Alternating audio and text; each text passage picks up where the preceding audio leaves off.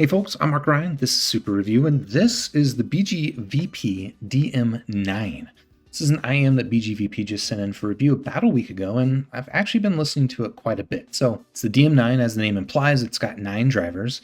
The configuration is a tribrid configuration. It's got 1 dynamic driver for the bass, 4 balanced armatures for probably the mid-range, and then it's leaves 4 ESTs for the high end. Now, if you know anything about ESTs, you know that there are not a lot of cheap IMs out there that have 4 ESTs, and that is, well, that's still the case here with the BGVP DM9. This is not a cheap IM. It comes in at $680.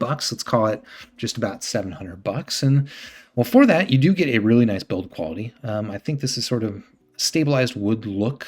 I'm not sure exactly what the material is. I think it is probably some sort of wood, but the aesthetic on it I dig. It's like this purple to deep blue ombre. I don't know, I guess this could be your look, could not be your look. It's definitely my look. It does come out also, I believe, in a green color if you'd prefer, but I'm personally a big fan of this.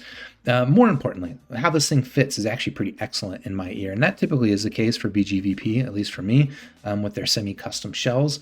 The nozzle on this does look a little bit on the long side, but I say in terms of actual fit in my ear, super comfortable, very secure fit. Fits a lot like The Audio stuff, which if you've heard me gush about The Audio's fits before, you know that's a good thing. So yeah, generally pretty happy there.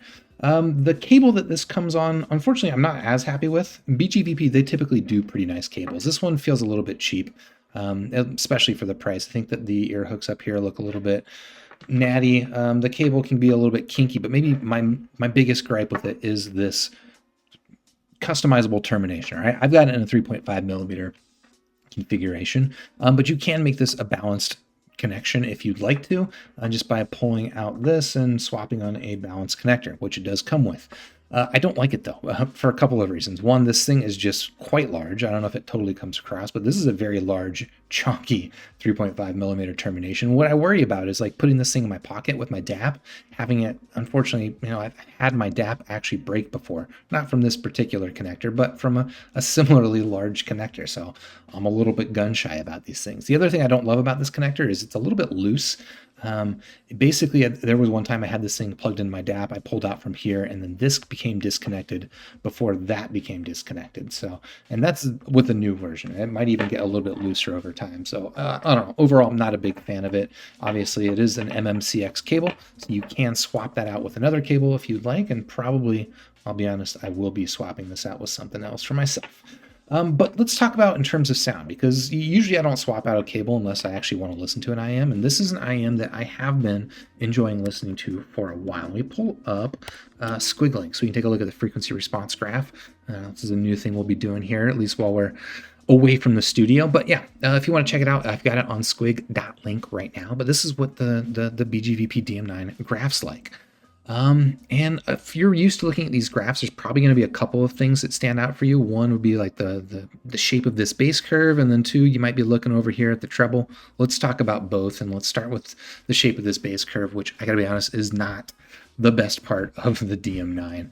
It is a dynamic driver that is handling the bass, but I feel like a lot of this probably comes down to the tuning. It just comes across kind of balanced armature-y in terms of the definition on its attack. It can come it's not like a super bassy IM, but it can still kind of come across a little bit bloated and a little bit just kind of foofy sounding when there's a lot of bass.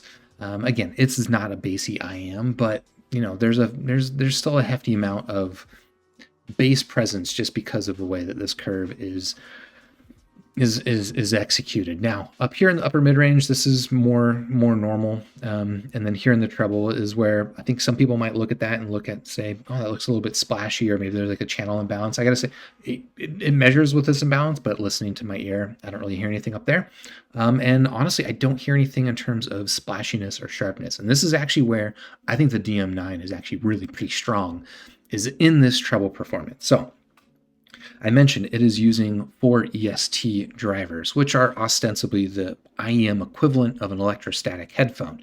Now, if you've heard of an electrostatic headphone before, this is a generalization, but a lot of the times you get this sense of the treble being nice and fast and snappy and responsive and like highly, highly detailed. But maybe there's also this quality about the treble or just the sound in general that people describe as like ethereal, which for me, I just kind of sounds like it's a little bit like bodiless. It doesn't quite have that same physicality as like a dynamic driver treble, for example. And normally when it comes to IMs, like the BGVP that we've got here that are using ESTs, I wouldn't say that that's the same. I wouldn't say that ESTs in IMs sound the same as I would just describe the headphone sound. But here with the DM9, I actually think that that is the case here. The treble on this IM is just really fast and snappy, and very smooth as well, right? So while I highlighted this area here potentially being, I don't know, a red sign, a warning sign. What's the, I don't know, a red flag. That's the term I'm looking for. It might be a red flag for some people. It's honestly, I would say, just a non-issue. Listening to this IM, it is super smooth. Really, really good presentation of detail, vocal texturing, and stuff like that. Probably the most detailed IM I've heard at this price range, under $700.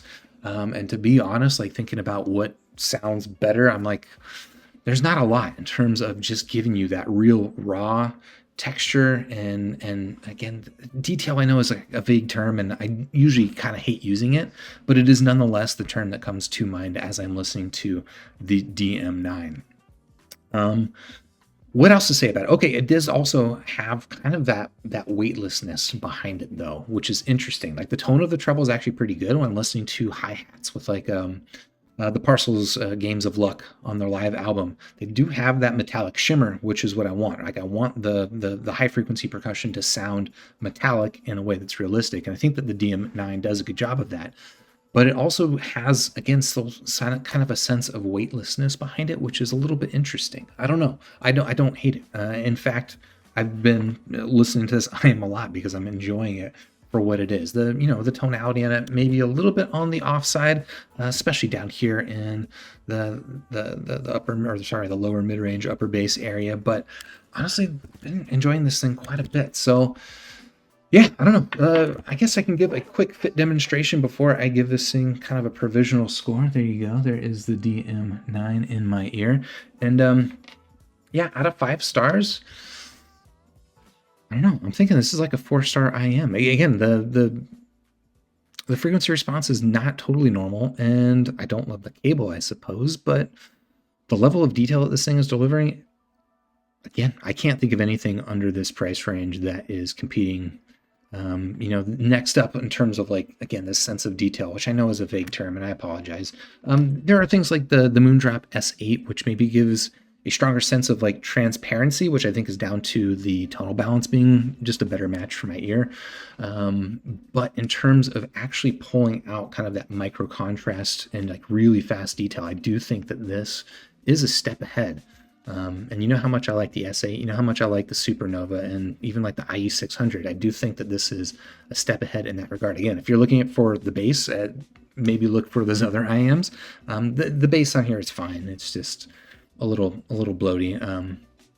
But yeah, I don't know. That is the DM9. If you're interested in checking it out, of course, I've got links in the description down below. And while you're down there, if you like this video and you want to support me doing these things while I'm outside of my studio, please hit the like button, subscribe to the channel, ding the YouTube bell, and I'll catch you on the next super review.